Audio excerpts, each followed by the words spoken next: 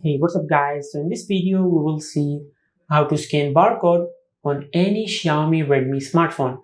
Now to do that you can tap on the Google Lens icon on the Google search widget, or you can download Google Lens from the Play Store. Now from here just search Google Lens.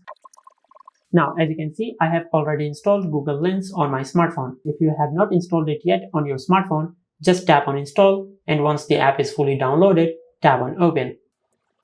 Now from here, just take a picture of a barcode.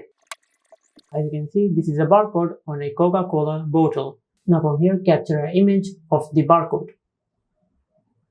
Now as you can see, it detected the barcode on the image.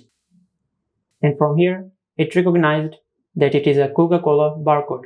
And this is how you can scan barcode on any Xiaomi Redmi smartphone. If you found this video helpful, please like the video and subscribe to the channel and hit the bell icon to get notified when we upload a new video.